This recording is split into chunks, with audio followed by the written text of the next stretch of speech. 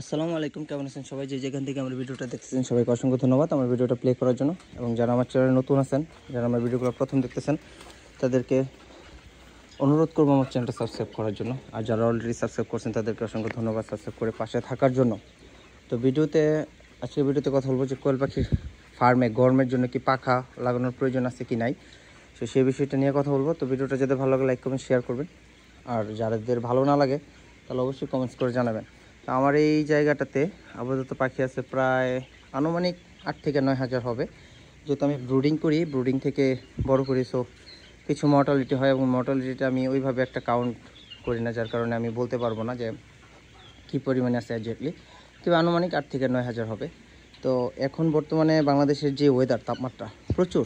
তো যারা আপনারা মাংসের জন্য, আমি মূলত রেডি পাখি যেহেতু আমি করি, প্রচুর রেডি পাখি করি। হ্যাঁ, রেডি পাখি করার কারণে আপনার ফার্মে আমি পাখার ব্যবস্থা ওইভাবে রাখি না, আর চারিদিকের পর্দাগুলো আমি উঠাই দিই। পাখা আমার খুব একটা দরকার পড়ে না। এবং যারা ডিমের পাখি করবেন তারা পাখা ব্যবস্থা করবেন, খাঁচা পাখাগুলো ব্যবস্থা করে রাখবেন। আর যারা এইভাবে খোলামেলা করেন তাদের পাখার দরকার নেই, খাঁচাই হলে পাখার দরকার আছে।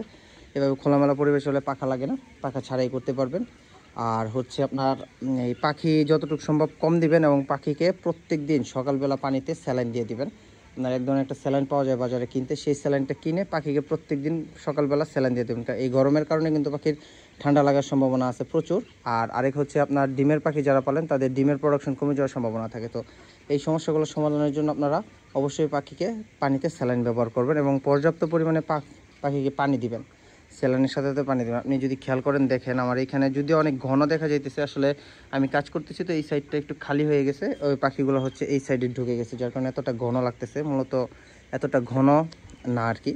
তারপরও আমি আগামীকালকে এখান থেকে কিছু পাখি সেল করে দিব, যার কারণে পাখি আমি আজকে আর এই পাশটাতে আনতেছি না, কারণ এই পাশে আমি ছোটো বাচ্চা আনবো অলরেডি, এই কারণে এইখানেই রাখছি।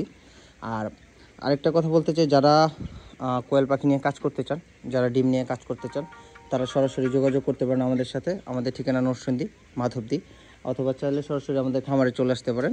খামার ভিজিট করে পাখি নিয়ে যেতে পারবেন। যে কোনো বয়সের পাখি আমাদের কাছ থেকে নিতে পারবেন, যে কোনো সময়, বছরের যে কোনো সময় আমাদের কাছে যত খুশি তত পরিমাণে পাখি পাবেন। দেশের যে কোনো জায়গা থেকে আসলে আপনারা দেখে বুঝে নিজ দায়িত্বে নিয়ে যেতে পারবেন, সমস্যা নেই।